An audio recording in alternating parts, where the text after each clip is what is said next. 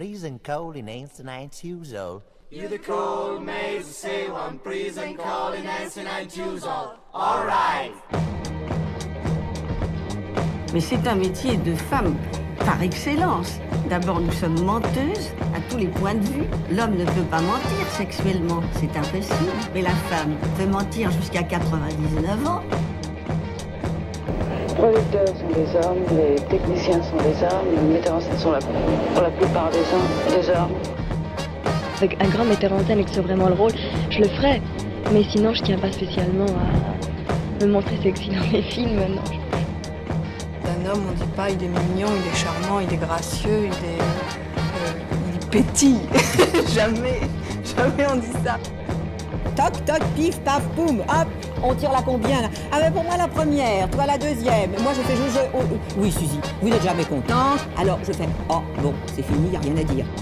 Bonjour tout le monde et bienvenue dans ce nouvel épisode des Bobines, le podcast qui met un coup de projecteur sur les femmes méconnues du cinéma. Qu'elles soient actrices, réalisatrices, techniciennes, stylistes, critiques et j'en passe, le but de ce podcast est de remettre au premier plan ces femmes que l'histoire du cinéma a oubliées ou mal digérées.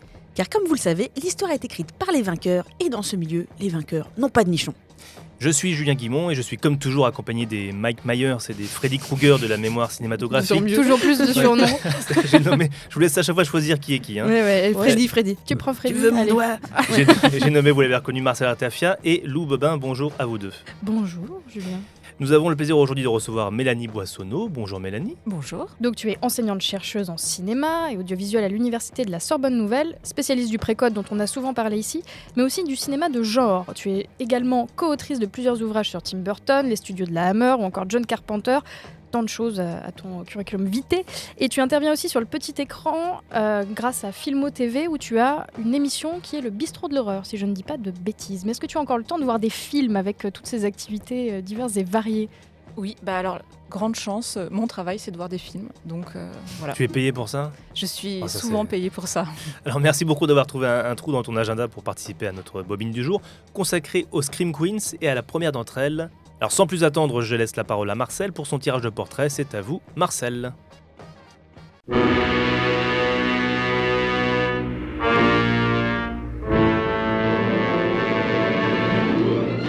Avec ses yeux clairs, son petit minois fragile et sa silhouette menue, on ne jurerait pas qu'elle exploserait les décibels.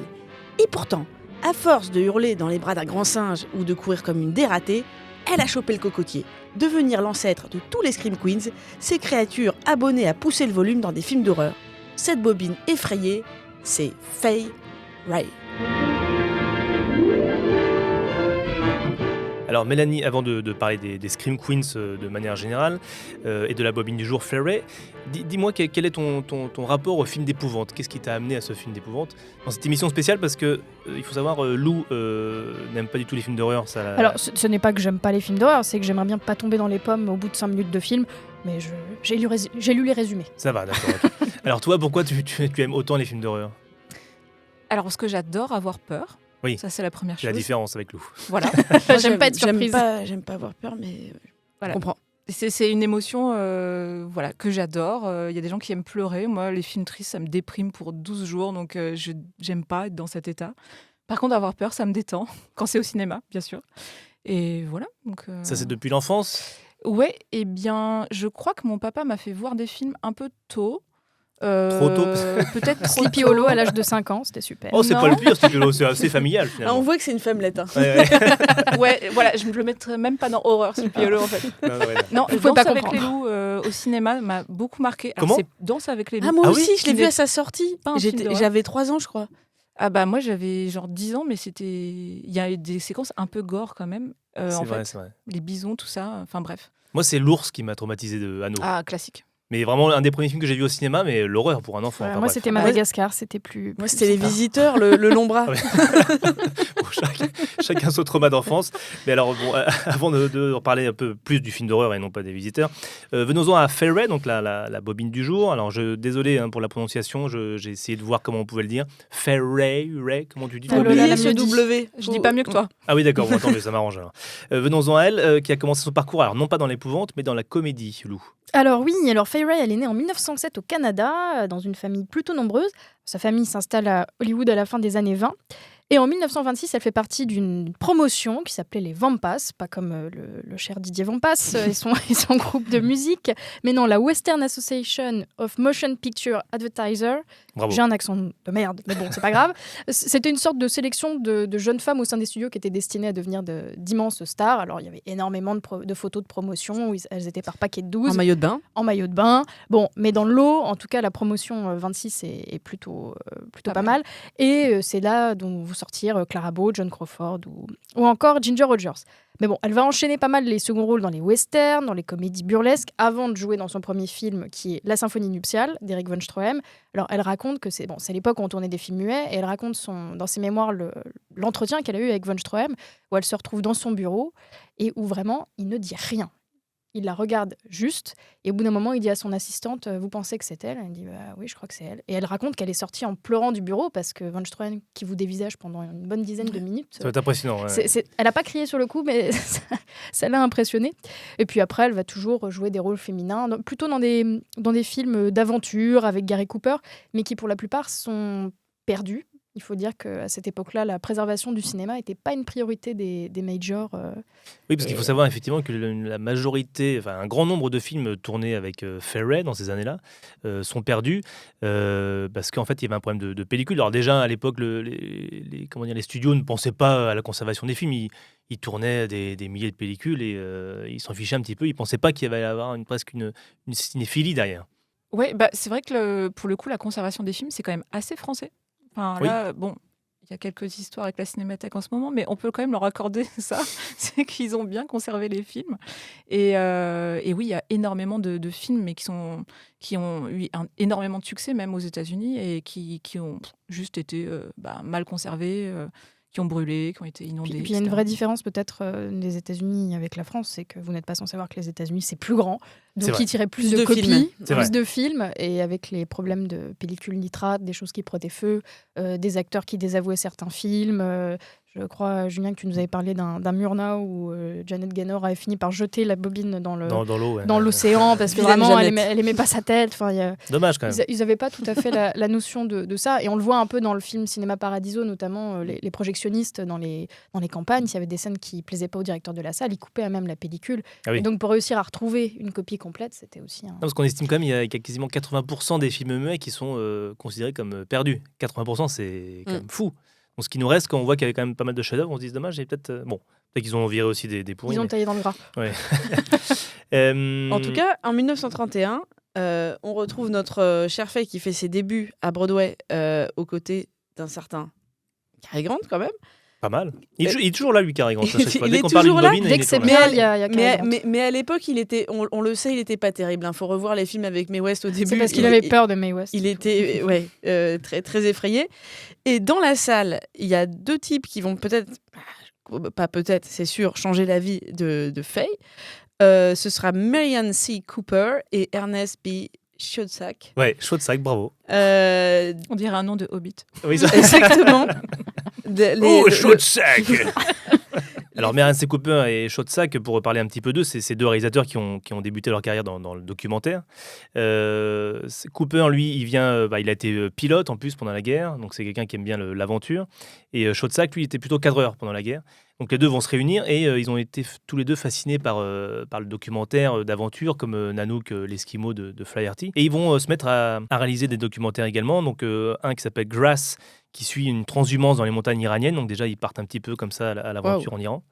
Et Chang, celle d'un paysan thaïlandais avec son quotidien dangereux, donc qui doit lutter contre les animaux sauvages et tout ça. Donc c'est quand même assez impressionnant. Et Selznick, qui vient de fonder la RKO, il est intéressé par ces deux réals. Et ils vont leur proposer de faire un film qui s'appelle Les Chasses du comte Zaroff. Donc en anglais, The Most Dangerous Game. Un film totalement culte, très court, 1h10, et qu'on considère un peu fondateur. Peut-être que tu peux nous en parler peut-être pas film d'horreur exactement, mais épouvante ou... Oui, en tout cas, c'est Les Chasses du comte Zaroff. Peut-être je vais faire un petit pitch vite. Oui, vas-y, pitch-nous ce film. Peut-être pas vu ce merveilleux film. Les Chasses du comte Zaroff, c'est l'histoire, en gros, un couple un homme, une femme et quelques membres d'équipage dont on ne sait pas grand-chose et c'est pas grave parce qu'ils vont vite mourir, sont dans un bateau. Bravo pour le spoil. Et ils meurent très vite. Ah, Au d'accord. bout de 5 minutes de film. Voilà. Échoue sur une île. Sur cette île se trouve donc le cher comte Zaroff et quelques sbires quand même qui sont assez intéressants. Et sa grande passion dans la vie, c'est la chasse. Il a déjà tout chassé à peu près et donc il ne lui reste plus qu'à chasser des humains. Oui. Voilà. Et donc il va lancer... Alors, en gros, il n'est pas censé chasser les deux, mais... Eve, donc Fay Wray, préfère aller dans la jungle plutôt que de rester et servir de comment dire, D'esclave résistance. d'esclave sexuelle, voilà, de récompense aussi à la fin de la chasse. Donc voilà, c'est un homme qui chasse des hommes, voilà. Oui, avec le terrifiant Leslie Banks qui joue Zaroff et qui avait une espèce de paralysie qui faisait qu'il avait un sourcil toujours levé. Oui, enfin, en fait, très- il a les sourcils. En plus, là, ils les ont embroussaillés. Oui. Ils ont forcé un petit peu le trait. Effectivement, il est terrifiant. C'était bien Leslie Banks qui... Mais c'est vrai que c'est un film passionnant. Enfin, c'est vrai que il faut savoir que ça se passe sur une île où il y a une végétation assez fournie et c'est quelque chose qui va intéresser notamment parce que le film lui est produit par Cooper, mais il n'est pas vraiment réalisateur. C'est surtout Schoedsack qui est dessus. Et Cooper, lui, par contre, passe son temps dans la jungle du comte Zaroff et commençait à repérer un petit peu pour le prochain film les endroits, quoi. Le plus C'est gros, le plus gros calibre. C'est ça, en fait, c'était deux projets en parallèle, quasiment, et avec les mêmes décors, si on peut C'est un peu ça. retrouver avec King Kong. Mais pour revenir sur la question d'avant, Les Chasses du comte Zaroff, effectivement, c'est quand même fondateur dans le sens où c'est quand même la première fois qu'on a ce type d'énergie, on va dire, dans un film, avec effectivement le côté track, cette méchanceté vraiment. Alors évidemment qu'il y a des films avec des méchants avant, voilà, mais là c'est la première fois aussi en parlant, parce que c'est quand même un film qui arrive tôt dans l'histoire du cinéma parlant. Voilà, aujourd'hui les Battle Royale, même Hunger Games, j'ai envie de dire. Oui, c'est si vrai, on veut ouais. faire Tout à du fait, moderne. c'est le même principe. Voilà, l'idée c'est quand même survivre en étant traqué. Délivrance. Oui, puis il n'y a pas le côté monstrueux parce que le Dr Jekyll et Mr Hyde, c'est l'année d'avant, de Ruben Mamoulian. Il y a aussi le Dracula de Todd Browning qui est aussi avant, mais il y a un côté un peu magique, mystérieux. Tandis que là, on est vraiment juste sur de la méchanceté. Sur un détraqué, un pervers. Quelqu'un qui a vraiment un problème psy. Quelqu'un qui a une passion de la chasse, tout simplement. Après, Oui, c'est vrai. Puis en un plus, point de il a vue. une belle collection d'armes parce qu'il chasse avec différentes Oui. armes. En tout cas, le film, ça, en plus, est bien tenu au niveau du suspense. On voit déjà que les deux maîtrisent un petit peu le... Ah, ça fonctionne toujours. Ah oui, oui, oui. c'est sûr. Ouais, puis il y a plein de trucs cachés dans le décor du château. Par exemple, il y a des tableaux qui nous indiquent quand même qu'il va se passer des trucs. Tout est un peu morbide, sanglant et tout ça. Non, ça marche très très bien. Encore aujourd'hui, C'est vrai. c'est très efficace. Effectivement, c'est court, mais c'était un peu la norme des films dits de série B aussi. King Kong n'est pas très long non plus. Donc, ouais, non, c'est vraiment un film à voir et revoir. Alors on l'a dit, effectivement, donc ils sont les hommes et femmes traqués, donc notamment Fay Wray par le comte Zaroff, essaient de fuir dans la jungle, en espèce de végétation assez humide, et donc Cooper se dit tiens, on va sûrement effectivement pouvoir tourner un autre film là-dedans, et donc ce sera, tu l'as dit, le grand King Kong. We're millionaires, boys. I'll share it with all of you. Why, in a few months it'll be up in lights on Broadway. Kong, the eighth wonder of the world!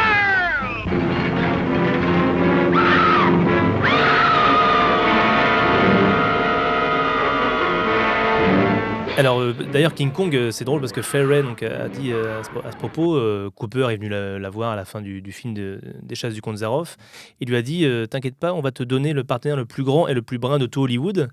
Elle a bien sûr pensé à Cary Grant, comme elle l'avait fait au théâtre. Et non, ça sera un grand singe qui va la kidnapper. Alors King Kong, Mélanie, qu'est-ce que ça évoque pour toi ? Là, pour le coup, on est vraiment dans le film qui inaugure le cri de la Scream Queen, on va dire. Peut-être plus que dans Les Chasses du comte Zaroff, où c'est un peu plus... les hurlements sont un peu plus contenus, on va dire. C'est plus timide. C'est plus timide. Et non, dans King Kong, on a une mise en scène du cri, quoi. Même avant même de voir le singe, je ne sais pas si vous vous rappelez, mais c'est le premier cri de Scream Queen, c'est un faux cri, en fait. C'est un cri de fiction. Donc, ouais, c'est vraiment... là, on a toutes les contours de la Scream Queen qui se dessinent à ce moment-là, je trouve. Le film qui n'était pas très doté du point de vue budget, a quand même bénéficié de l'apport énorme de Willis O'Brien, qui était un pionnier des effets spéciaux, et en fait qui a voulu, c'était une volonté d'animer cette créature avec beaucoup d'émotion. Et en fait, il est vrai que quand on voit le singe à l'écran, on a vraiment l'impression d'avoir une créature, presque un acteur à part entière. Mais pour revenir au Scream Queen, puisque c'est notre sujet, ce qui est intéressant, c'est qu'elle n'apparaît pas de nulle part. Cette fille, elle est typiquement dans le schéma de la pauvre fille des villes de la Grande Dépression. Oui, effectivement, Anne Darrow, donc le personnage de Fay Wray, en fait, elle n'a pas le choix que de s'embarquer dans cette aventure. Et ça, c'est un truc qui est très, très explicite dans le film. C'est-à-dire qu'elle meurt de faim, en fait. Elle meurt de faim, donc elle est obligée d'accepter ce travail, quitte à partir quand même, quand on y pense, sur un bateau avec une bande de types qu'elle ne connaît pas, vers une destination inconnue, pour tourner un film dont elle ne connaît pas beaucoup l'histoire, etc. Et oui, non, c'est vraiment un personnage féminin qui est vraiment typique de l'époque et qui est super intéressant. Et sur Willis O'Brien, effectivement, c'est un des tours de force du film aussi, ces effets spéciaux en stop motion. Alors, en stop motion et la main de King Kong sur certains plans, quand Anne est dedans, évidemment que c'est une grosse main. Mécanique, voilà, une grosse main mécanique. Une espèce de grue, quoi. Ouais, voilà. Mais effectivement, et ce qui fait qu'il y a une grande délicatesse aussi dans ce personnage du singe, parce que finalement, est-ce que c'est lui le gros méchant? Je ne sais pas. Je ne suis pas sûre. C'est pas forcément ce qui est montré, en tout cas, dans le film.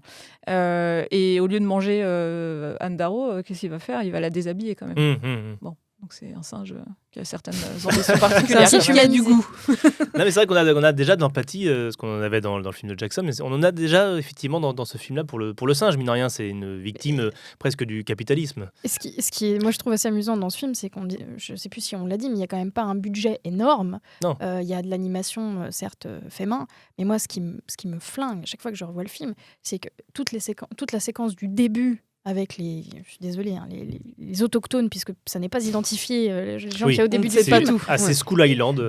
Skull Island. Skull Island, il y en a un, au premier plan, un figurant qui se casse la gueule. Bon, c'est l'époque où les gens faisaient du blackface et il perd ses cheveux. Et il y a juste le dessus de son crâne qui est blanc et on le voit qui remet ses cheveux au premier plan. J'ai pas vu ça. Très furtivement, vous ferez attention en voyant le film. D'accord. Ils n'avaient pas les moyens de retourner la scène et je pense qu'ils ont vu ça trop tard. Mais...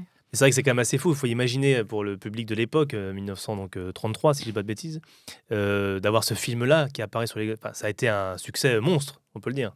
On peut le dire, mais c'est une époque aussi où les films de monstres, ou en tout cas un peu fantastiques, avaient du succès, parce que Dracula, Frankenstein, Dr. Jekyll et Mr. Hyde, Frédéric March, qui jouait Dr. Jekyll et Mr. Hyde, du coup...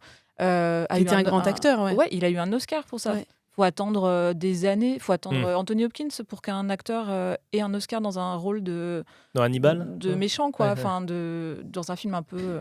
Oui, parce que en fait, c'était pas vécu comme un film de genre. Ben non. En fait, il y avait pas vraiment. Ça n'existait pas encore. Oui, c'était pas encore. C'était des gros succès publics. En fait, ces films-là, c'était peut-être pas du film familial, mais en fait, si, c'était du film d'aventure. Donc King Kong est plus familial que Dr. Jekyll Mr. Hyde. Après, il y a beaucoup de créations aussi c'est des films qui sont quand même du pré-code, donc avant 1934. Les réalisateurs ne peuvent qu'innover en fait avec la technique, et notamment sur Dr. Jekyll et Mr. Hyde, le réalisateur Rouben Mamoulian, il disait: je n'imaginais pas faire un film sans inventer un procédé technique, et notamment la transformation physique. Elle est incroyable. Marche, avec des couches de peinture successives, et c'est des projecteurs particuliers allumés pour faire apparaître certains traits. C'est tout le travail de Lon Chaney qui va faire des films d'horreur avec des masques. Il y a vraiment un travail manuel sur ces effets spéciaux, et c'est peut-être aussi ce qui a joué pour l'Académie des Oscars, comme il y avait de la création technique. Pour revenir à Fay, est-ce que c'est ce film qui va la cantonner dans un certain type de rôle, peut-être? C'est sûr qu'elle le fait tellement bien, en fait, elle le fait bien. parce que voilà, c'est quand même, tout le monde ne peut pas être une Scream Queen, c'est quand même un vrai boulot, quoi. Déjà, essayer de crier super fort en restant glamour, parce que c'est quand même ça le principe, c'est pas si facile. Et puis elle a ses grands yeux, vraiment cette esthétique pin-up hurlante, quoi, qui fonctionne très très bien. Et c'est vrai qu'après, elle va jouer dans plein de films. Un que j'adore, moi, c'est Dr. X, par exemple, dans plein de films plus ou moins fantastiques, plus ou moins horrifiques, où elle est toujours la victime, alors sans forcément mourir. D'ailleurs, elle meurt assez peu. Mais oui, non, c'est vrai qu'elle va faire toute sa carrière là-dessus. C'est pour ça qu'on dit que c'est un peu la pionnière des Scream Queens, parce qu'elle va faire une carrière de Scream Queen. Mais c'est vrai qu'il faut y croire. Quand tu dis il faut être une bonne Scream Queen, faut vraiment avoir peur. Ça se voit aussi les films où j'en ai pas vraiment peur. Bah oui. De toute façon, c'est le premier cri dans King Kong. Donc c'est Jack Dunham, le personnage du réalisateur, qui lui fait répéter une scène en lui disant tu vas voir un singe. Enfin, non, pas tu vas voir un singe. Tu vois quelque chose, c'est gros, vas-y, crie. Et là, elle crie effectivement comme elle va crier après, quand elle va vraiment voir le singe. Et ouais, non, tout le monde ne sait pas faire ça. Et ça sort du film complètement si ça a l'air ridicule. Là, on a vraiment peur pour elle. On voit qu'elle. En fait, un cri, c'est tellement physique que ça peut pas être un faux cri. En fait, c'est ça le truc. Oui, c'est sûr. Puis elle a quand même un côté. C'est une comédienne qui a été, on va dire, prise par l'histoire du cinéma. C'est peut-être le plus gros monstre de l'histoire du cinéma, en tout cas dans les années 30. Et cette photo va tellement être reprise pour la publicité qu'elle ne pouvait pas faire autrement qu'avoir ce rôle qui lui colle à la peau. Moi, j'aimerais bien parler d'un film qui m'a énormément étonnée aussi en termes d'effets spéciaux. C'est Masque de cire, où là, elle nous fait une belle succession de cris, notamment dans la dernière partie du film, où c'est Fay Wray qui est en fait la petite amie d'un jeune homme qui travaille dans un musée de cire, un peu comme le musée Grévin à Paris. Et son patron est une espèce de type un peu bizarre en fauteuil roulant, dont les mains ont été brûlées et qui veut remodeler son musée de cire passé. Et on découvre petit à petit qu'il emploie des gens pour certes refaire des statues de cire, mais globalement, il emploie aussi un autre mec qui en fait va tuer des gens et il va juste les recouvrir de cire pour faire son musée donc de cire. Et il se trouve que Fay Wray est le sosie de sa poupée Marie-Antoinette. C'est très, très, très compliqué comme histoire. Et là, je trouve qu'il y a des effets spéciaux dans ce film-là où on dit que c'est que des gens qui ont été maquillés, mais le talent des acteurs pour ne pas bouger est assez stupéfiant. Et Fay Wray, on pourrait peut-être faire une compilation de cris de ce film, parce que je trouve qu'elle crie plus que dans King Kong. C'est vrai qu'elle crie beaucoup. Tu l'as vu ce film aussi? Oui, non, j'adore. Il est très bien. C'est Michael Curtis, effectivement. Michael Curtis. Ouais, quand même. Ça marche toujours. Pas nul, oui. Voilà. Non, c'est génial. Et puis, et pour le coup, alors, elle joue une Scream Queen, mais qui n'est pas donnée comme. Enfin, c'est pas la victime dès le départ et tout ça. C'est un concours de circonstances malheureux, voilà, qui fait qu'elle devient l'objet de convoitise. Elle n'aurait pas dû rendre visite à son petit copain. C'est ça. Ouais, c'est ça. Ce que je trouve intéressant, c'est qu'à l'époque, il y a des acteurs hommes qui vont devenir des vraies stars, et d'ailleurs qui vont faire toute leur carrière là-dessus, comme Boris Karloff, comme Bela Lugosi, comme Vincent Price, qui a pas... Non, Vincent Price un peu plus tard quand même. Mais Fay Wray, c'est peut-être la seule dans ces années-là qui est considérée vraiment comme appartenant à ce genre-là, alors que par exemple, on a Gloria Stewart dans The Old Dark House, qui a fait autre chose après et qui n'a pas été cantonnée à ce type de rôle.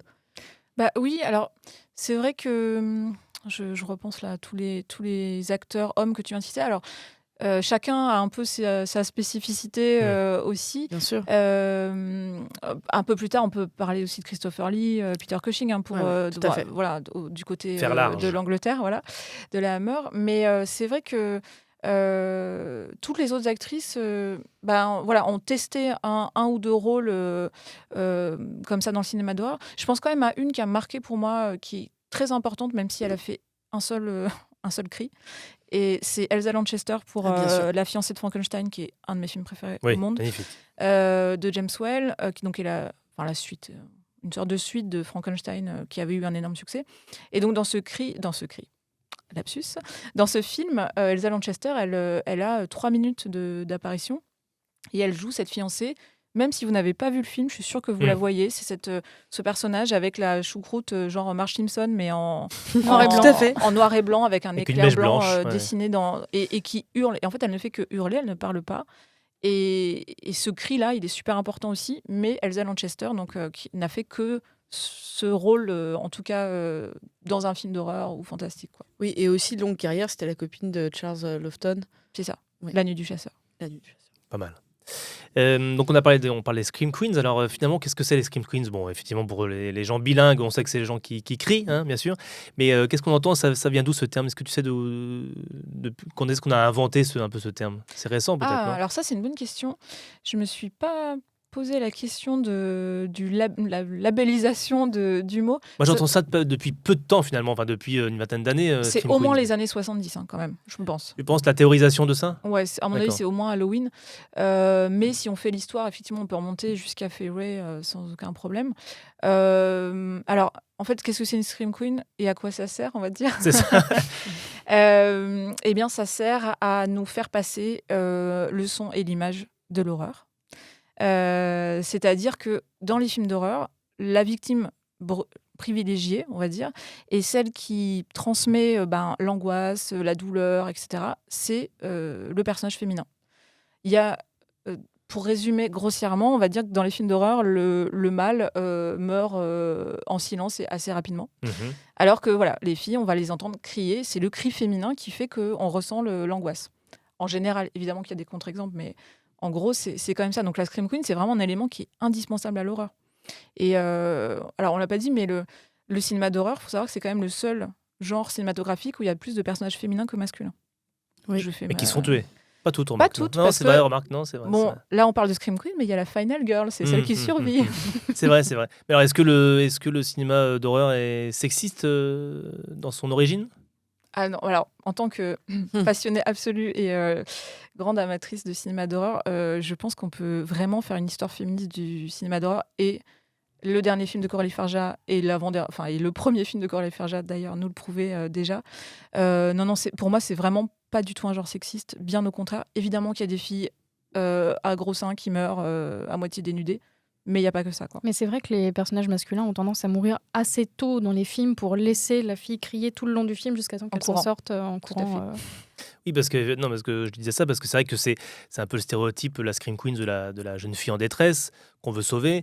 Et finalement, elle est alors soit des fois elle est la final girl comme on dit, elle est souvent aussi sauvée par un homme, ça arrive, non ? Ah non, la Final Girl, elle se sauve Toute toute seule seule et c'est même elle qui sauve les gars en général. C'est vrai ? Ouais. Oui, Bah, comme Halloween.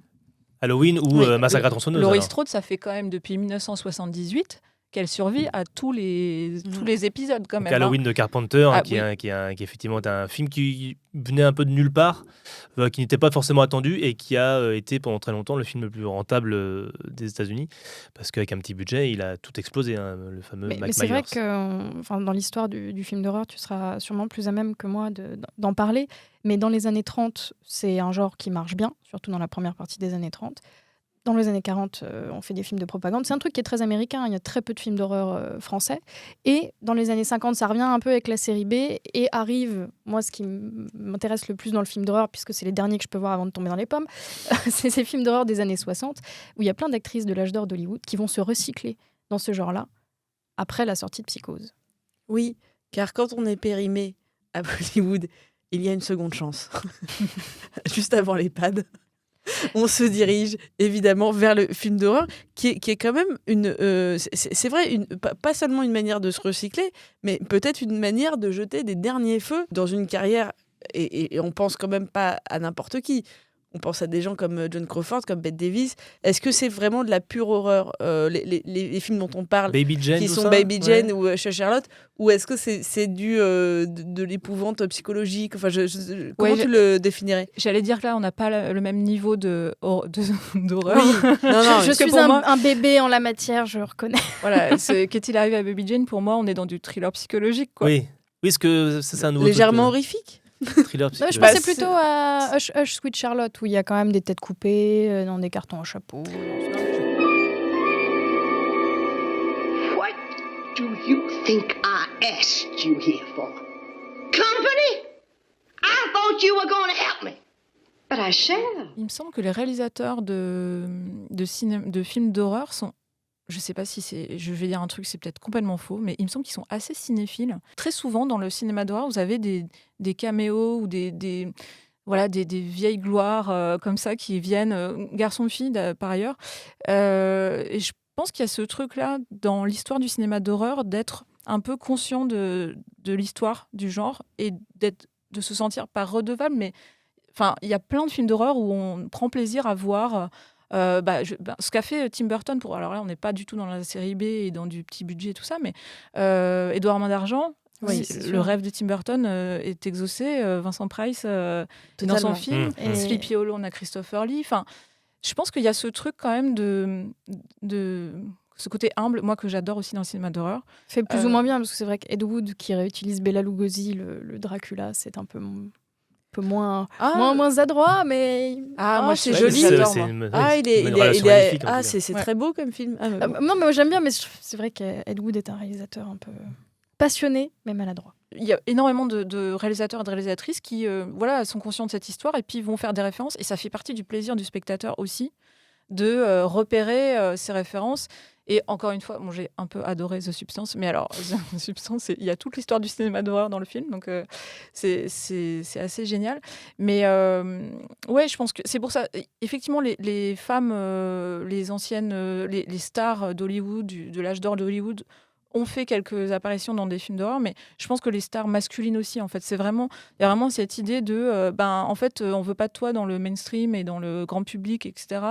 Viens faire un tour dans les petites productions. C'est pas ça qui est rigolo. Et tu pourras nous parler de la Hammer Film, certainement. Et c'est vrai qu'on évoquait Vincent Price tout à l'heure. Vincent Price, c'est un comédien qui, au départ, a fait Laura, qui a fait des Preminger et qui, dans les années 60, va retourner en Angleterre et tourner tous ces films comme Peter Cushing, comme Christopher Lee, qui vont être les films de la Hammer. Et là, l'Angleterre se réapproprie le genre.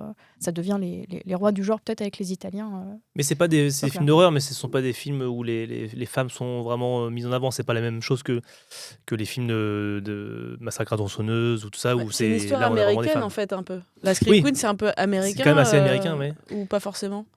C'est assez américain. C'est vrai que dans les films de la Hammer, donc une compagnie britannique qui a en gros eu son âge d'or dans les milieux des années 50, 60, les personnages féminins sont globalement plutôt les compagnes mais bon, il y a quand même de grandes actrices et de grands personnages, notamment du côté des femmes vampires.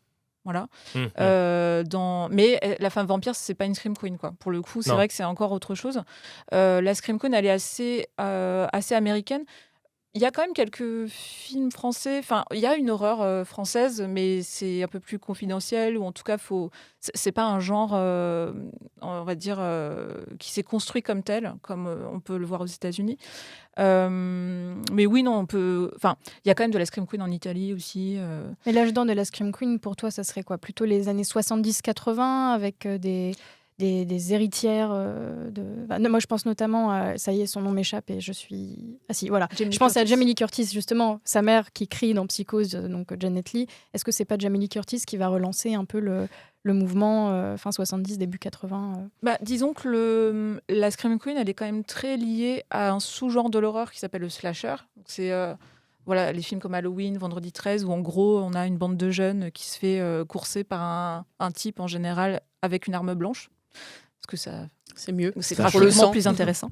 Et effectivement, voilà, les Scream Queens sont assez reliés au genre du slasher qui, même s'il y a eu Psychose, qui est considéré comme un peu un pré-slasher en 1960, après, ça a quand même né dans les années 70, à la fin des années 70.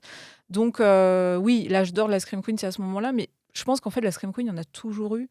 Même si là il y a eu beaucoup de slashers à ce moment-là dans les années 70-80, mais ça a été une assez courte période aussi, ça s'essouffle quand même assez rapidement, mais voilà, ça se reconfigure tout le temps en fait avec les variations du cinéma de genre, quoi. En tout cas, on a quand même des images assez fortes effectivement de Halloween, de Massacre à la tronçonneuse, de Freddy aussi, avec cette femme qui dans son bain voit des griffes sortir, ça fait toujours aussi tu peur. Veux mon doigt. Et ça, c'est amusant.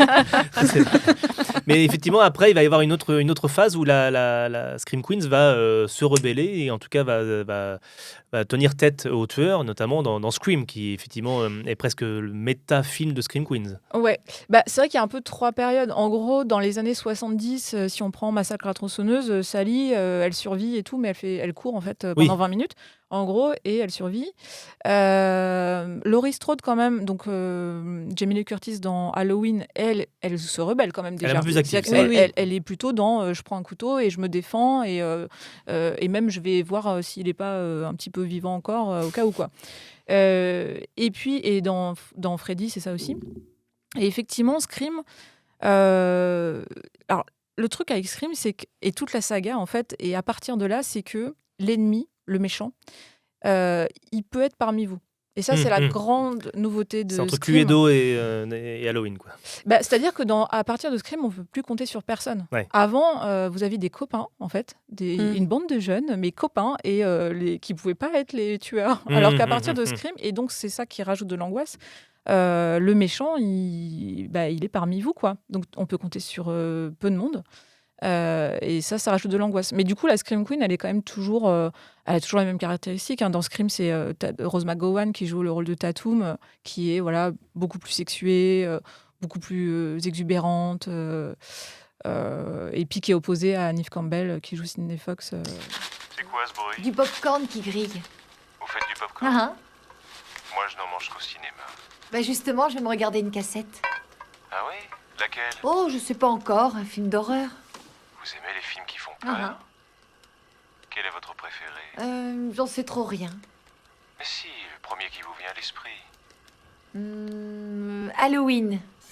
Celui où une espèce de dingue qui porte un masque blanc s'en prend à des jeunes babysitters. Oui. Et le vôtre?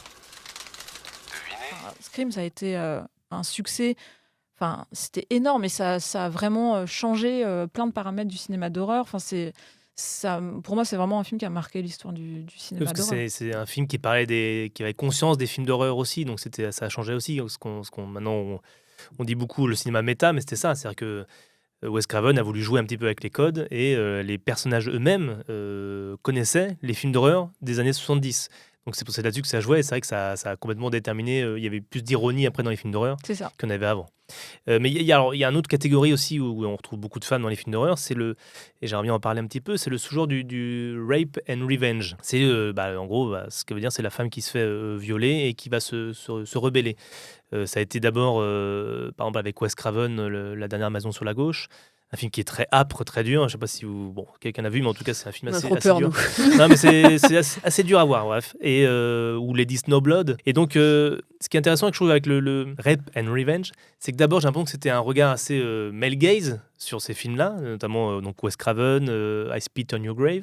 Et depuis quelques années, c'est plutôt, en tout cas, réalisé par des femmes. Notamment Coralie Farja, on l'a dit, avec Revenge. Il y avait The Nightingale de Jennifer Kent, ou encore même Baise-moi de Despentes. Et il y a des remakes aussi. Et ça, c'est super intéressant de voir les remakes, par exemple, de...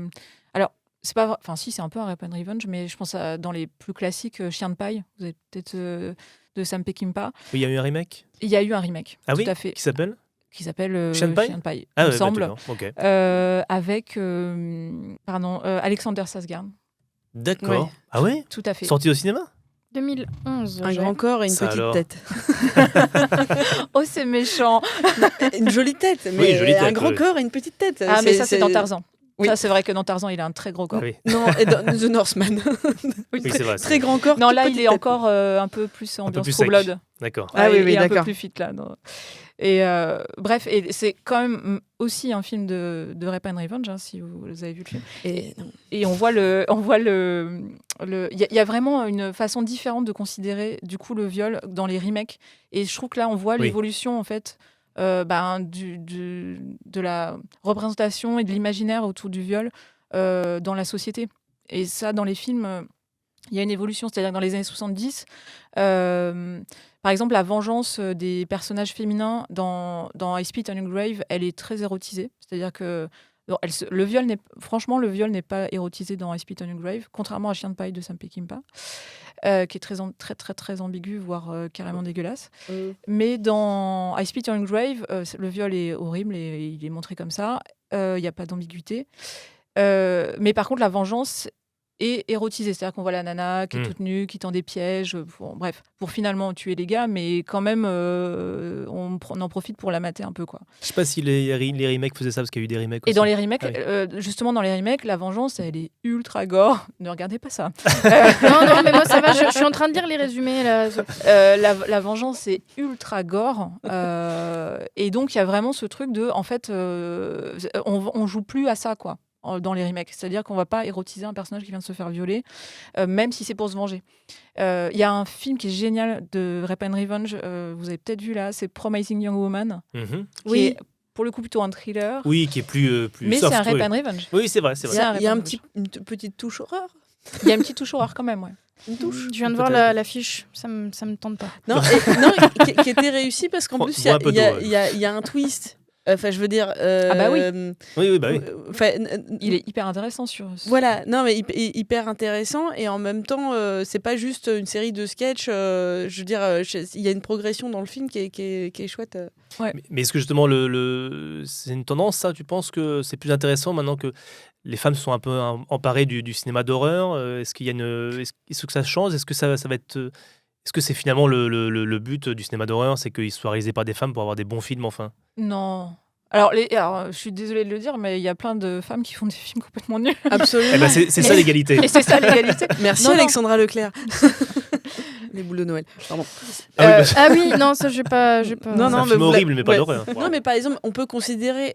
Certains disent que John Carpenter, qui est quand même un des maîtres du film d'horreur, est un cinéaste. Il s'appelle Jonette.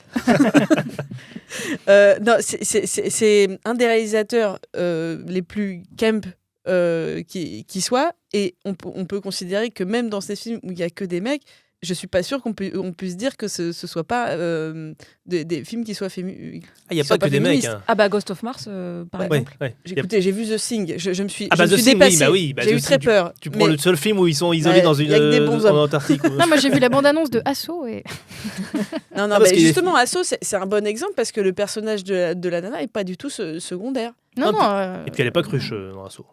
Ah non, mais si vous voulez que je dise du bien de John Carpenter, il y a oui, aucun non, mais là, problème. je pense que si alors là, rouler le tapis rouge, on adore tous Carpenter ici. Voilà, non, évidemment. Enfin, de toute façon, on sait que statistiquement, plus il y a de femmes impliquées dans le processus de fabrication d'un film, plus il y a de personnages féminins développés à l'écran. Donc, de toute façon, c'est toujours bien qu'il y ait des femmes dans tous les métiers et dans le cinéma, on est quand même redescendu en termes de proportion.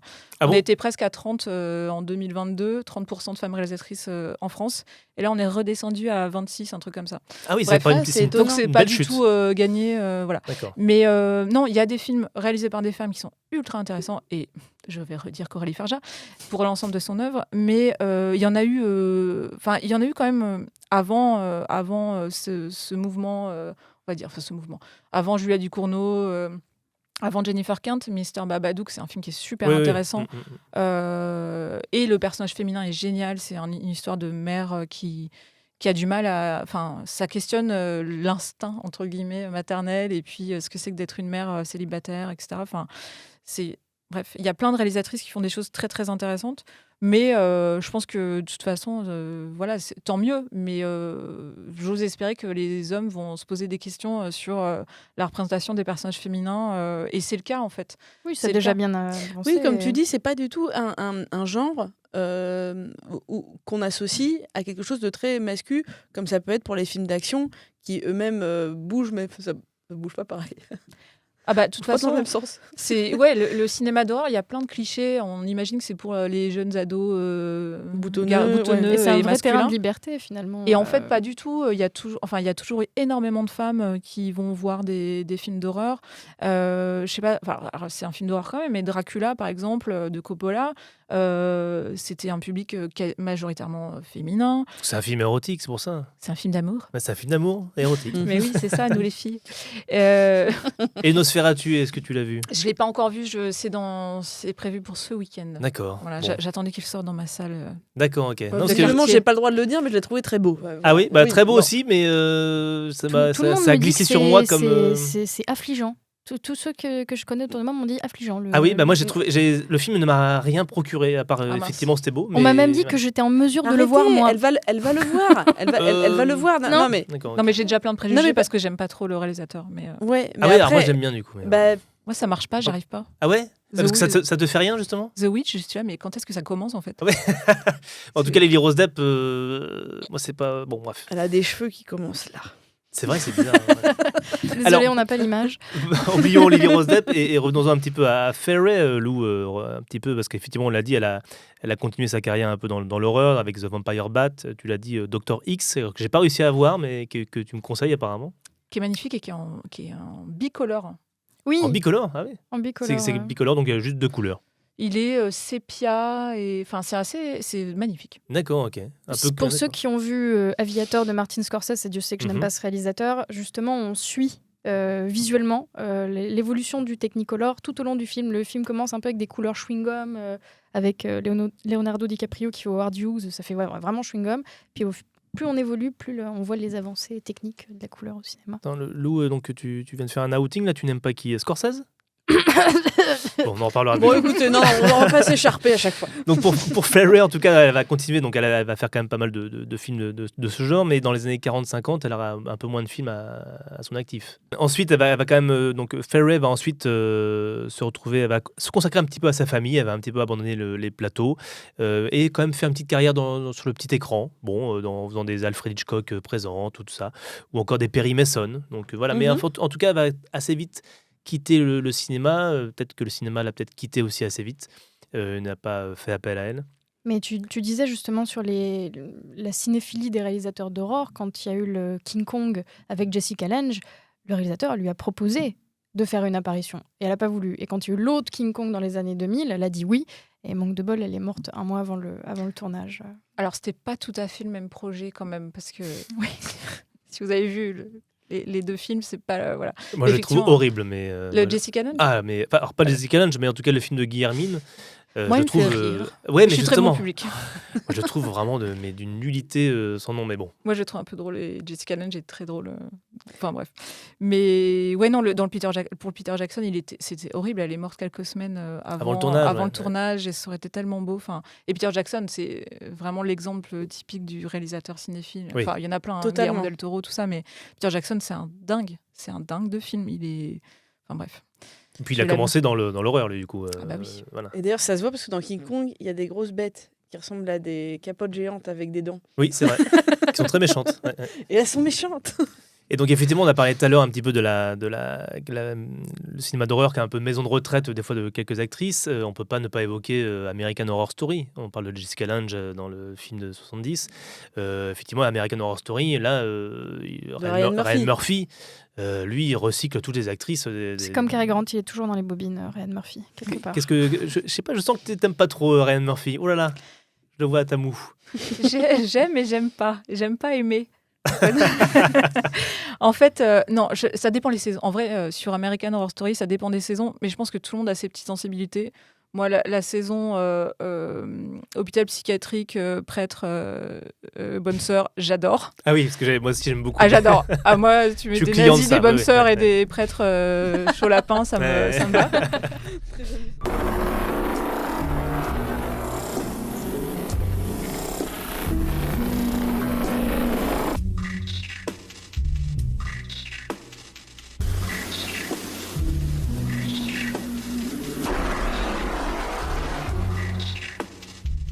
Mais non, alors ce que j'adore, c'est qu'effectivement, il connaît super bien l'histoire du genre et qu'il est très très fort. Mais il y a un moment, je me demande s'il y a un moment, ça c'est pas fait comme une sorte d'enveloppe de vide, une très belle enveloppe de vide, quoi. Enfin, moi, oui, il se passe pas grand-chose. Certaines saisons, on se dit, ouais, c'est du recyclage. Enfin, notamment, la saison sur les slashers, là, je sais plus comment ça s'appelle. 1984. Ouais, c'est VHS, je sais pas quoi. Bref, non, ça c'est un autre truc. Oui, c'est autre chose. Ça, ouais. Mais je crois que c'est 1984. Summer 84, peut-être. Ouais, je sais plus. Enfin bon, bref, le truc qui ressemble à une sorte de vomi de tous les slashers qu'on aime. Ouais, en fait là c'était trop, mais peut-être parce que j'en ai vu beaucoup et que je me dis, mais là j'ai déjà vu tout ça. Mais avec des gens qui n'avaient pas des têtes d'influenceurs, quoi. Enfin, je sais pas. Il y a un truc un peu too much chez Ryan Murphy. Est-ce qu'il compte un peu sur sa fanbase pour étirer le... Mais moi, je me demande quand même dans quelle mesure les années 80 n'ont pas apporté aussi des actrices qui étaient grand public, qui ont joué des rôles, alors pas seulement dans l'horreur, mais je pense globalement, on a Jamie Lee Curtis, on a Sigourney Weaver dans Alien, 78, 79 par là. Ensuite, il y a Linda Hamilton dans Terminator. Vous allez me dire, c'est pas tout à fait de l'horreur. Effectivement, ça fait un petit peu peur. Toi, ça te fait peur? Je n'ai pas vu. La dernière scène, oui, j'ai peur. Le machin arrive, tu dis, tu vas t'arrêter, dis. Ah bah les années 80, c'est sûr qu'il y avait les années 80, voilà, peut-être femmes d'action. Des personnages, ouais. Non, mais ça, c'est sûr. Non, mais Linda Hamilton dans Terminator 2. Quand elle a fait ses tractions là, dans Oh la là prison. là. Là. Pff, Mon idéal J'ai féminin. loupé des choses. Hein. Ah oui, t'as pas vu non plus? Non mais non, mais je... Mais elle est sublime dans le dernier, enfin Oui, dans Dark le dernier Fate. aussi. Ouais, elle est géniale. Bref, Linda Hamilton, si tu nous entends. Je sais pas. Linda. Et pour parler aussi des actrices un peu plus, pour faire le pont un petit peu, je voudrais parler d'une tendance aussi qui est assez nouvelle dans le cinéma d'horreur, c'est la exploitation. Je voudrais que tu m'expliques ce que c'est la exploitation, Mélanie. La exploitation. Tu sais pas ce que c'est? Non. Alors. La hache. Hein? Non, alors ce sont plutôt des films d'horreur avec des vieilles femmes. Hag. Ah. Peut-être que je l'ai mal dit. Hein. Ok. Désolé pour moi. Ah mais je savais même pas que c'était une tendance là, tu vois. Ah c'est vrai? Ah oui, c'est quelque chose qu'on voit de plus en plus parce qu'on a donc. Attends, si tu dis que Demi Moore c'est une vieille femme, là, par contre. Pas du tout, là, non, j'ai pas osé dire ça. Okay. Non, mais dans Shining, par exemple, on pense à cette scène où il y oui. a la femme qui sort de la baignoire hein, face à Jack Nicholson. Mais dans X également, de T. West, dans The Visit de Shyamalan, dans Abuela de Paco Plaza.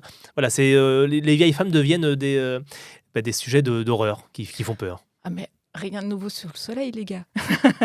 La sorcière, quoi. Enfin, c'est la sorcière. C'est la sorcière. Et voilà, Blanche-Neige, il y a déjà une vieille dame qui fait peur. Hein. C'est vrai. Oui. Et enfin, non, de toute façon, il y a plein de façons pour les femmes d'être subversives et terrifiantes. Il y a l'indépendance, il y a la sexualité quand on est jeune, quand on est vieille, quand on est maman. Voilà, il y a tout est voilà. Et la différence que là dans ce genre-là, il y a presque on montre presque le corps aussi de la vieille femme qui fait peur, qui devient monstrueux, ouais. La vieille peau, voilà, qui pend. Enfin, la peau souvent apparaît dans le film d'horreur. Non, mais j'étais en train de regarder un peu Exploitation et la première image que j'ai, c'est une dame qui a ouvert son visage en deux avec amenez ses un verre yeux d'eau à qui l'eau, sortent. s'il vous plaît. Donc, C'est urgent, voilà. amenez un verre d'eau à l'eau. Voilà. Non, mais comment tu dis Hag exploitation. Hag. De toute façon, ce qui est génial. En anglais, ça veut dire vieille peau ou sorcière, hags. Ouais. Donc voilà. Non, parce que je pensais que tu parlais de la exploitation, genre des trucs avec que des haches ou parce que ça existe. Ben oui, parce que en fait, c'est ça qui est génial avec le cinéma d'horreur, c'est que tous les sous-genres sont possibles. Et donc on a la non-exploitation, donc visiblement on est fan. Donc voilà, les films avec des bonnes sœurs, on a plein de trucs, la nazi-exploitation, c'est vrai. La non-nazi-exploitation aussi. Oui, c'est vrai qu'il y a du film érotique avec des femmes nazies en prison. Il y a les zombies nazis sur une île, là, le film érotique d'horreur. Sur la Lune aussi. Il y a des surfeurs nazis aussi. Il y a des requins nazis aussi. Ouais. Des requins nazis. Mais voyez, j'ai envie d'aimer ce film d'horreur parce que vraiment, c'est que ça fait vraiment très envie. Je pense que ça fait rire. Et là, le prochain film d'horreur, ce sera le patron de multinationale nazi. Ah, c'est vrai? Elon Musk, il c'est déjà fait. C'est bon, c'est déjà fait. Alors, et justement, rapidement, est-ce qu'on peut parler aussi d'un cinéma d'horreur féminin japonais? Parce qu'il y a Audition, je pense à tout ça quand même, ces films de... Alors ça dépend ce que tu mets dans cinéma d'horreur féminin. Avec des héroïnes, on va dire. Ouais. Oui, alors Audition, alors vous ne regarderez pas non plus ce film-là. Non, mais c'est bien, pitchez-nous, comme ça on pourra en parler en société. C'est juste une dame pas contente qui se venge sur un monsieur vraiment pas très en forme à la fin du film. Avec des objets tranchants. Contondants, comme dirait Bobby Lapointe. C'est ça. Et oui, non, les héroïnes japonaises, évidemment, il y en a énormément. Enfin, il y a eu toute une vague de la J-horror. Là, on a la Korean horror aussi. Alors, ça, c'est les trucs qui arrivent en France, enfin en Europe, et qui sortent du Japon. Mais en fait, il y a toute une histoire que moi, je ne connais pas personnellement, de films qui existent au Japon. C'est vrai qu'il y a eu dans les années... fin des années 90-2000, tous les rings, voilà, où il y avait des héroïnes, alors souvent des personnages de fantômes, voilà, donc ces films ont été l'objet de remakes américains aussi. Et oui, alors c'est d'autres types de personnages. On est plus dans quelque chose. Ouais, le fantôme est quand même très présent dans l'imaginaire japonais. Mais je pense à un film qui est assez génial, qui est pas forcément, qui est un peu fantastique si on veut, mais pas forcément. C'est un film qui s'appelle Tatouage, qui est un film des années du milieu des années 60. 66, voilà. Elle est géniale. Et qui est vraiment, le personnage féminin est vraiment génial. Alors pour le coup, elle est vraiment victime de la société, mais comme beaucoup de femmes à l'époque, où elle est plus ou moins vendue pour être une geisha, c'est-à-dire une esclave sexuelle quand même, à divers personnages masculins. Et en fait, elle se fait tatouer de force au début du film, mais pas tatouer genre le petit machin, la petite croix sur le poignet, quoi. C'est un énorme tatouage d'araignée dans le dos. Oui, c'est comme Prison Break un peu, c'est vraiment tout le dos, quoi. Ouais, alors il est super joli. C'est très joli, ouais. Il est très joli. joli. Son tatouage est très très beau et la scène de tatouage est vraiment filmée comme une scène érotique. Il y a tout un truc, tout un travail avec la peau, les couleurs de ses habits et tout ça. Puis on a l'impression que le tatouage se met à vivre et on ne sait jamais si c'est un film fantastique ou pas. Enfin, moi, j'ai pas la bonne réponse en tout cas, mais ouais, c'est un film avec une héroïne, un film un peu fantastique, en tout cas assez horrifique, avec une héroïne japonaise dans les années 60. Et ça, il y en a. Qui prend une vengeance. Ouais. Ouais. On est un peu dans le rape and revenge, finalement. Et cette actrice est toujours vivante, Ayako Wakao, a aujourd'hui 91 ans, si elle nous écoute aussi, on l'embrasse. C'est un film de Yasuzo Masumura, voilà. Et non, moi je voudrais en parler aussi récemment, j'ai enfin découvert House, le film japonais. Tu vois ce que c'est? The House, non? Avec un gros chat qui crie aussi sur l'affiche. Il est ressorti il y a peu de temps. Ah, mais c'est ressorti au Reflet Médicis, tout à fait. Tout à fait. Effectivement, il est sorti, je crois, l'année dernière, alors qu'il était invisible depuis, je sais plus moi, 40 ans. Et c'est en fait, c'est des jeunes filles qui partent en vacances chez la tante de l'une d'elles. Et en fait, cette tante est un peu maléfique. Voilà. Et ce film est, je vous conseille de le voir, il est complètement fou, vraiment. Ah House. ouais, d'accord. Ouais, un film, moi, j'ai vu Hugh Grant qui faisait ses débuts tardifs dans un film, je ne sais plus si je dois dire horreur ou pas.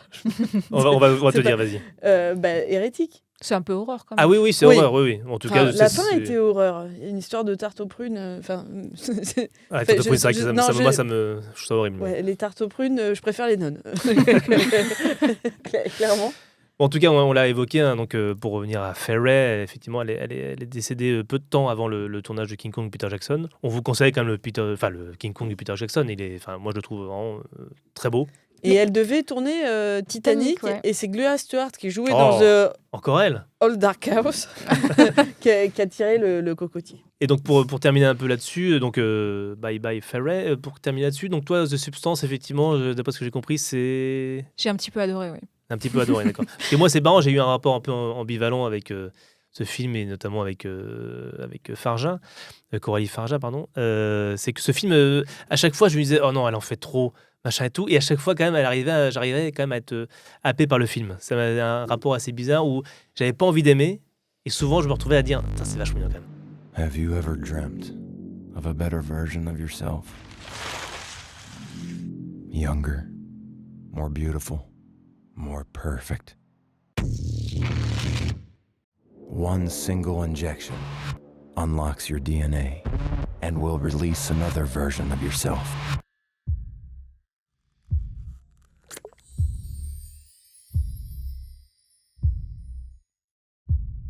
This is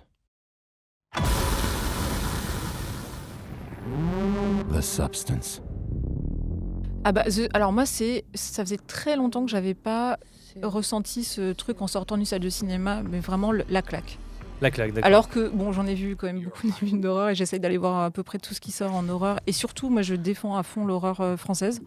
Parce qu'on dit toujours qu'il n'y a pas de film d'horreur en France, mais c'est faux. Et bref, moi, j'ai trouvé ça génial. Alors, c'est vrai que il y a un moment, on n'en peut plus de voir les fesses de l'actrice. C'est vrai, en fait, ça fait dégoûte. Oui. Et en fait, du coup, je comprends qu'on est. En fait, je pense que soit ça marche, soit on rentre dedans et on accepte le projet et on comprend. Enfin, c'est pas qu'on comprend, mais on est d'accord avec sa façon de faire et ça marche à fond. Soit on rejette parce que effectivement, elle exploite aussi le corps des femmes pour son film, mais sauf que c'est vraiment pour dénoncer justement cette exploitation qu'elle s'en sert. Donc pour moi, ça a vraiment marché intellectuellement, visuellement. Enfin, j'ai trouvé ça extraordinaire. Le moment où on se dit, ok, c'est fini, mais c'était super, et bam, ça va encore plus loin. Enfin, et pour le coup, il y a du Lynch, il y a du Kubrick, mais c'est pas grave en fait. Ah oui, il y a un peu de tout là-dedans. Oui. C'est très bien. On est trop content de voir tout ça. Would you like to stop? Would you like to stop? Would you like to stop? Would you like to stop? I'm fine.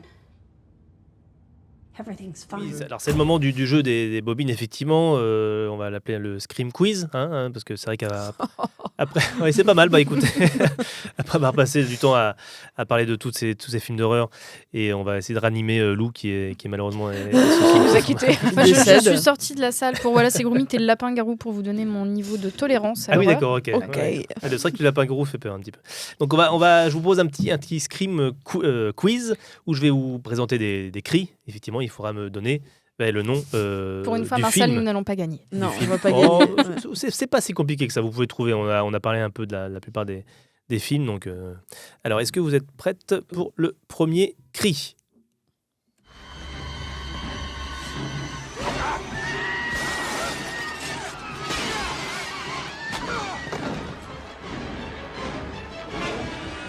La musique peut vous aider des fois, peut-être. Halloween? Non. Je tente. Non. Le son est trop bon pour que ça soit un truc que Le son j'ai est vu. trop bon. Il y a de la poursuite. Il y a de la poursuite. C'est un film effectivement dont on a parlé qui est un peu fondateur de la nouvelle génération des films d'horreur. C'est un Scream, mais. C'est Scream, Massacre c'est le premier. à la tronçonneuse. C'est le premier Scream. C'est Drew Barrymore simplement qui crie et qui se fait. La première scène. C'est Scream. Première scène qui est assez incroyable effectivement où on n'imagine pas, mais elle se fait bien trucider. Drew Barrymore, en pull blanc. En pull blanc. Ça tâche. C'est vrai, Ouais. c'est vrai. Alors deuxième cri. Halloween. Non. Et non. Écoutez bien. Ce petit bruit. Shining, ouais. Here's Johnny, oui, c'était Jack Nicholson. Pas voir ça, moi. En tout cas, il fallait reconnaître effectivement le bruit de la hache. Oui, j'allais sur la dire, on porte. défonce une porte. Ça... Bravo Mélanie, c'est 2 points pour l'instant. Troisième cri. Ça sent Carpenter. Non, c'est Freddy. Ah, non, ça sent pas Carpenter. C'est Freddy, I'm your boyfriend now, effectivement. Et le téléphone avec la langue qui la sort. langue qui sort, c'est très drôle. C'est Heather Langenkamp, ouais. qui effectivement est la victime de Freddy dans plusieurs de ses films. Je vous crois. Bravo, pour l'instant, c'est un sans faute pour Mélanie. Quatrième cri. Gros bide pour nous, ouais. Oui, pour l'instant, oui. Tu coupes tous les effets, tu laisses juste le cri. Ça, c'est Michel Roux. La voix. Arrête-moi ça. Ah oui, j'ai raison. C'est elle. Et c'est de la merde. Je vais te dire, si je l'ai engagée, c'est pas pour qu'elle crie, c'est pour qu'on voit ses gros nichons. C'est pas Est-ce Michel que Roux. C'est un Brian De c'est Palma. le King Kong avec Jessica Lange? Et non, c'est bien le Brian De Palma, c'est Blowout. Effectivement, De Palma, où John Travolta dedans est un mixeur son, enfin en tout cas il enregistre des sons.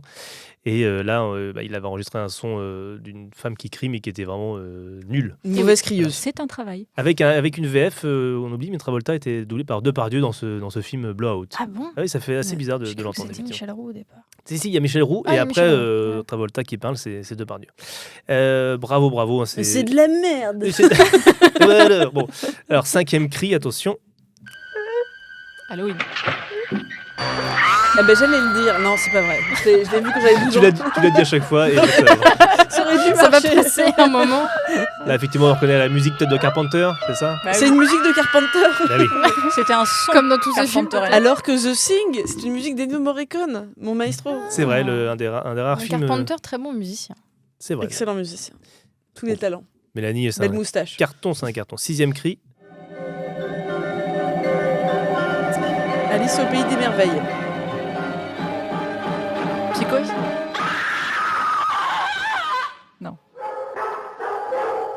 Le chien des Baskerville. Cujo. Non, White alors, Dog. on Attends, un n'a truc avec pas des chiens. parlé. Voici le temps des assassins. Non, Elle se mais fait bouffer par un chien. effectivement, Mélanie a tenté d'évoquer ça tout à l'heure, hein, le cinéma d'horreur français. C'est un des rares films qu'on Ah, pourrait- les yeux sans visage. Les yeux sans visage de Les Franju. yeux sans visage. Ah Franju. oui, Génialissime. Oui, ça, Avec, j'ai suffoqué aussi. J'ai Alida arrêté. Valli qui crie et Eddie Scope qui la regarde avec son masque Il lui étrange. roule la peau comme du jambon. C'était Très beau film, hein, mine de rien. En vrai, Ah, c'est génial. un Non, super très film. très bon film. Ouais. En même Alors- temps, en tartinant du kiri sur une tranche de jambon, ça fait des super roulés à la con. C'est vrai. Alors, septième cri. Ça, c'est Psychose. Non? Bien joué, Lou. La douche. La douche. Oui, ça, je connais. Mais écoutez Le bien, ting, écoutez bien. ting, ting.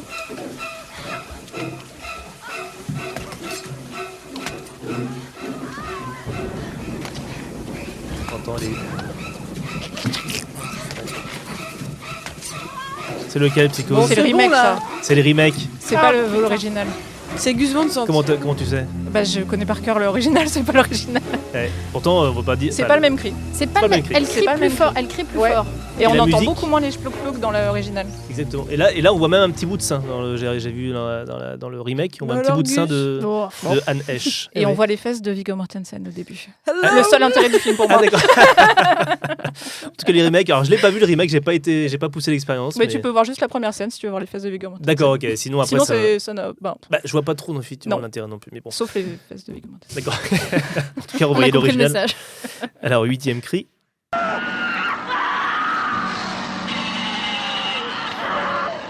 C'est Alien, ça, non? Non, il y a un ustensile. Ah, c'est une tronçonneuse, ça? Saut. C'est une tronçonneuse. Non, c'est une tronçonneuse, c'est bravo. Massacre. Alors, dommage, Marcel, à chaque fois, c'est à côté. Mais moi, je donne des demi-réponses. On n'est pas loin, mais à chaque fois, c'est à côté. Saut et t'étais bon. Attention, avant-dernier cri. Ah, ça, c'est le cri de Willem, ça, c'est facile. Le fameux cri de Willem, je vous remets un petit coup. J'aurais dû le garder pour tout le Mais alors, je ne sais plus dans quel film il est pris, parce que c'est dans un film de série B. Alors, et après, George Lucas et Steven Spielberg se sont dit, tu sais quoi, c'est marrant, on le met partout. Alors, c'est un film, apparemment, ce serait le Sheb Woolley, qui est un musicien qui aurait créé ce cri, et qui aurait mis un film de Les Aventures du Capitaine Wyatt, où il y a un mec qui se fait bouffer par un alligator. Et donc, après, effectivement, quelqu'un dans les films de Spielberg ou de Lucas. C'était tous les deux des grands fans de films d'aventure de série B. Donc, et ils ont récupéré ce cri, et maintenant, vous pouvez, une fois que vous connaissez ce cri, vous pouvez le retrouver dans tous les films quasiment de cette génération. Dernier cri, attention. Ça, c'est Fay Wray. Ah, mais ça, c'est dans le masque de cire que j'ai très mal pitché tout à l'heure. Exactement. Le masque de cire, oui, qui a eu droit à son remake aussi, hein, avec Paris Hilton. Qui apparemment est pas si mal, ce film, je l'ai pas vu. Ouais, franchement, il est bien et ça n'a rien à voir avec le film de Michael Curtis. Oui. Hein. Mais dans le genre slasher et tout, vous ne regardez pas ce film. Non, mais la première version me va très bien. J'ai vu sa mort, en tout cas, elle est Paris très drôle. Hilton, génialissime. Le pieu. C'est même un tuyau, je crois. Un tube en alu qui. Oui, c'est bon, on a compris l'idée. Je vais te faire un deuxième trou du cul. Ah non, c'est frontal. Bref, bon, c'est franc. C'est franc. Bravo, hein, Mélanie, là sans conteste, tu c'est as mon gagné. Boulot, quand même. Oui, non, mais bien sûr, mais bon. En tout cas, bravo Marcel d'avoir dit Halloween. Ultra vexé de perdre. Alors, non, d'habitude, Marcel a dit Halloween à chaque fois, mais oui. Je suis combative, mais là, j'ai abandonné. Ouais, j'ai un peu joué toute seule aussi, faut dire. On a fait de notre mieux.